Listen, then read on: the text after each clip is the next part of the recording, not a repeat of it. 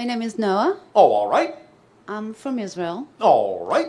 Speak And up, speak up. I would like to know how you see this, the future of this country.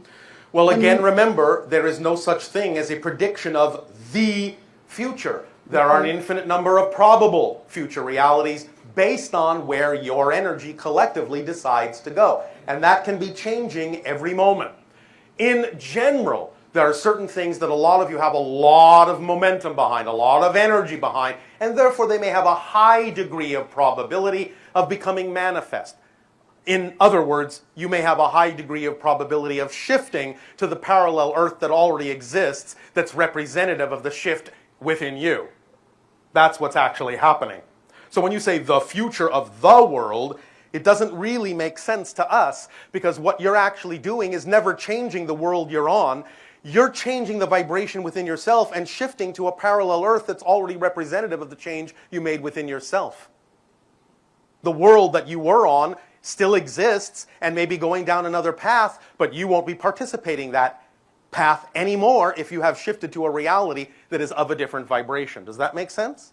Yes. First of all, the idea, however, is to answer your question more directly, is that in the way you perceive the future to exist, which is again only another version of the now, the idea is that you have a lot of momentum behind certain things, one of which is the idea of transformation, one of which is the idea of contact with other civilizations, and that's why we can say with a higher degree of probability that it seems likely, highly probable, that sometime between your year of 2025 and 2033, somewhere in there, you have a high degree of probability of actually finally having open contact with extraterrestrial civilizations on your planet, which will mean you have achieved a degree of shifting to a vibration that will make that more likely. Okay. But that's only because you have a high degree of energy momentum behind that particular probability that we can even say that that window even exists. In other words, to put it more simply, if that wasn't the case, it's likely we wouldn't be having this conversation. Make sense? Because this is a first contact scenario. One of the ways in which we make first contact with civilizations is to have these dialogues, have these discussions, share information. And we use the rate at which you take this information to heart and make it your own and change yourselves. We use that as a barometer for when you're ready for more contact. Okay. Because we're never going to force ourselves on you. You have to be the ones to decide that you're actually ready. And I know many of you think you are, but you're not. So relax. The timing is what it is. Okay. So the idea is, again, obviously you're having contact now. And that will be part of what you call the future of your world. I meant the conflicts with in the Middle East. As I said, the idea is that you have a lot of momentum behind certain things. You can resolve them in certain ways. It is, after all, your planet, is it not? Right. Well, then the idea is to put out there with love and compassion actions that are representative of that transformational idea. Start sharing the ideas of self-empowerment. The only reason that conflicts exist on your planet is because people feel disempowered. They've been taught to believe they have no power. They've been taught to believe they're disconnected from source, which isn't possible. And so anyone that feels disconnected from source, disconnected from their power, will feel powerless, will feel out of control, will feel alone, will feel like a victim, will feel miserable. And if they have no connection or no idea of their connection to their own inner power or to source, then the only way they can imagine gaining power is to manipulate the external reality and force others to see things their way. Remember, you have a saying on your planet, misery loves company. It takes a victim to make a victim. So the idea is that when you see people perpetrating what you would call negative acts on others and creating conflicts around your world, those people believe they are victims and they are acting out and lashing out because they want to create as many victims as they can so they won't be alone. Okay. So they will feel connected. But you can teach them by example that they can connect in another way. You can teach them that the idea of having to force yourself on someone actually means you don't believe in the power of what you believe in. Because if you did, you would realize that the greatest power of all requires the gentlest touch. Because if it's truly powerful, it doesn't have to exert itself at all. Look at the idea of what you call creation, all that is, God. It is so powerful, so all-pervasive, you actually can believe it doesn't exist. That's how light a touch it has. Because it doesn't need to have a broader touch than that. Because it doesn't need to, because it is everything that exists. So what power does it need to exert over itself? None. So the idea is that when you teach people that they are aspects, they are projections, they are versions of all that is, of creation itself, they are self-empowered as beings, they will not need to foist their ideas on anyone, and there will be no conflict in that way. Does that make sense? Yes. Does that help you? Thank you. Thank you.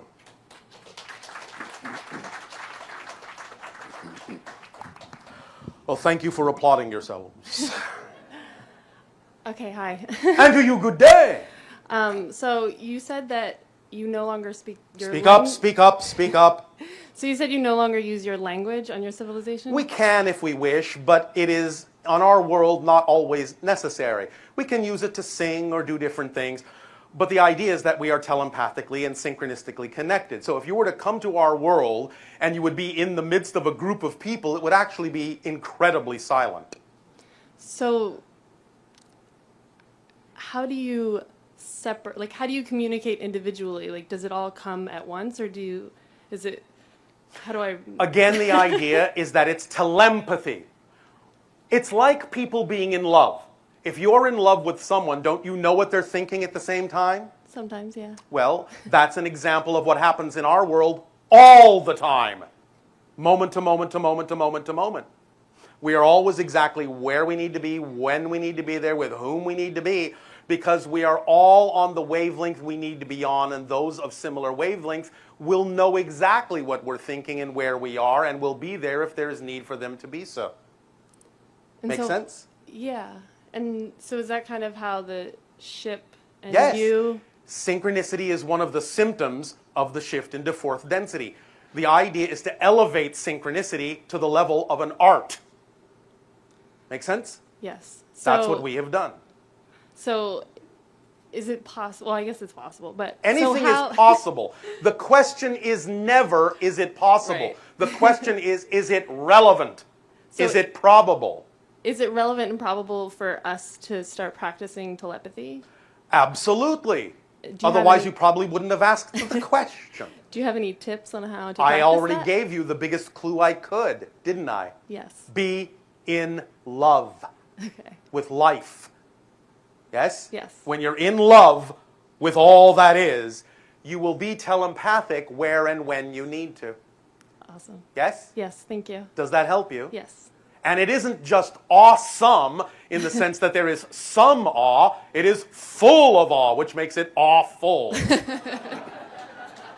Awesome. Just to play with your language a bit. Does that help? Yes, thank you. Anything else? Nope. Thank you.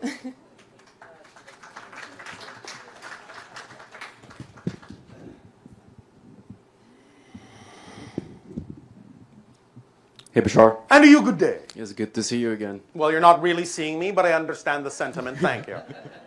Okay. Well, the last time we talked about... Speak up, speak up. The last time we talked about was Angkor Wat, and you mentioned when, and you didn't mention when, but could you tell me when it was built? The Angkor Wat building was built. Your words are not translating. Repeat your statement. When was the Angkor Wat built? Angkor Wat. Angkor Wat Temple. You will find that construction was begun somewhere around the idea of 10,500 BC. What was its purpose? The idea of many of those things is to act as capacitors and energy generators for the idea of allowing people to get into a certain state that allows them to explore and express more of themselves. Was life force energy ever used? Life force energy exists in all of you. So of course it was used. Is that the way you meant that? Yeah. How can you not use life force energy? It's everywhere, yeah. Let me see. Are you asking if life force energy was amplified by the structure? Yes. Yes. How so? Is it By the proportions. the material, the minerals? The material to some degree, but mostly the proportions. Because many of these ideas of temples and structures on your planet are built to what you call golden mean proportions. And that is the mathematical structure of how physical reality lays itself out. So when you build things with those kinds of proportions, you will then cause resonance to happen in certain ways that will build the energy up and amplify it to the purpose that the structure has been built for. Was the whole temple made out of sea minerals, sandstone? Not completely, but mostly, yes. Okay.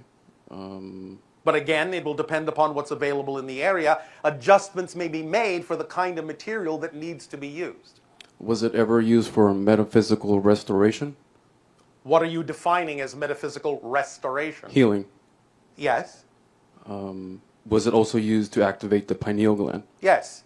In fact, activating the pineal gland or aligning the pineal gland activation is one of the strongest things that a lot of such temples were used for on your planet in your history. Because it was understood that pineal gland activation at certain frequencies allows you to actually commune with other dimensions very clearly. So you're saying people that were depressed, having cancer, they would go to these temples Yes. and be cured from... Yes, they would cure themselves I see. by allowing themselves to align with the vibration that was amplified in that temple. Now, sometimes the idea of the priests would allow themselves to also give off that frequency to create a resonance atmosphere, a resonance bubble, that if the person to be healed then allowed themselves to match that frequency, then they would heal themselves, yes. They would align themselves. You mentioned before that the temple was made by the Khmer civilization, am I correct? Yes, but I said that you don't really understand exactly what the Khmer civilization was. Is Khmer pronounced today as Khmer in the Cambodian language? You can ask a Cambodian. Okay. You also mentioned that people were trained to raise their vibration. And As you are training yourselves right now. to perceive architecture's proportions and dynamics. How so? In a variety of ways. Do you have an interest in the idea of proportions and the resonant dynamics that attend those ideas of proportion? Like the type of vibrational atmosphere that they had. Can you describe how it was? It cannot really be described, it must be experienced. So if you will build a chamber out of whatever materials you are attracted to in the appropriate proportions that are representative of those golden means, you will have the experience yourself of what those vibrational resonances are like. Okay. Were they If that is exciting to you. were the Khmer civilization had any connections to Atlantis or Sirius? Both, to some degree. Okay. But also to what you would call Lemuria in ancient times. Or really, in their own language, Mu. Mu. Yes, Mu. Lemuria is a term that comes later in your history. It's not what they called themselves. They called themselves Mu. I see. Were the Khmer civilization survivors of Atlantis? There was some influx, but not as much. The idea, really, of the Atlantean spread was mostly to what you know as the North and South and Central Americas, and also to the idea of the Northern Africa, Mediterranean, and European theater. Eventually, some of the influence made its way across the Asian continents, but more it is the idea of a Muon connection. I see. Does that help you? Yes. All right. Anything else? Yes. I recently showed you the cube Yes. before. Are you familiar with that? Yes, yes, yes. Okay. Well, you said it had connections to Sirius. Yes. I do practice these seashells Yes. on other people, and recently I had a person seeing a blue star. Yes. Well, Wait. that's the vibrational color of Sirius, I see. the blue-white star. He was also seeing an image of a lizard. Could you tell me more on that? The idea is not exactly what you would call a lizard. There is a physical species that inhabits that system along with the non-physical consciousness that also is connected to that system. the physical species that inhabits that system that has visited your Earth in the past is a type of amphibious being, a little bit more closely resembling the idea of a salamander more than a lizard, but not exactly that either. So they had a slight interpretive difference in their perception of the being, but they were somewhat close. But it's not the idea of the reptilians that people are talking about on your planet. I see. He also saw a reptoid. Could you? No, I will not comment on that. Okay. Also, there was other people, including myself, seeing formulas from when using the cube. All right. So how do you wish to use that information? How do you wish to apply it in your physical reality? Could you tell me more on these formulas? No. You have to be the one to discover these things. This is your process. I'm not going to open your presents for you. Are those You formulas? must follow your excitement and your imagination and see where it leads. You must make your discoveries. It's your process. I see.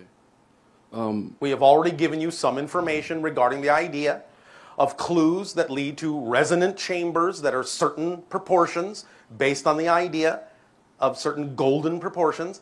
That's our clue. That's what we're allowed to give you. You must move forward and take that to whatever degree your imagination desires to discover the rest of the information regarding these formulas. I see. All right? All right. Then thank you. Thank you. There will be a brief amount of time remaining for this transmission. Hello, Bashar. And a you good day. Thank you for everything. You've been Thank you as well. Great inspiration over the years. Couple of questions. Yes. You touched on the art of synchronicity Yes. earlier, and I guess got my mind and brain going. Is that kind of trying to? Nothing is about trying. Okay. Then, if you are synchronized with Yes. everything. Which you always are, when we talk about the art of synchronicity, we're not saying you're not already experiencing synchronicity. The idea is to allow yourself to experience synchronicity in a particular way that is resonant and representative of the vibration you prefer. Everything is synchronicity. Because everything is one thing. Therefore, synchronicity is physical reality's way of showing you that everything is connected as one thing. It's up to you to utilize the nature and the structure of that idea of synchronicity in the way that is representative of your joy and your excitement and your preferred vibration in life. That's what we mean by using synchronicity as an art. And at a higher level of synchronicity, a higher level of this art, would you then be able to kind of know your future, your outcome? No. No.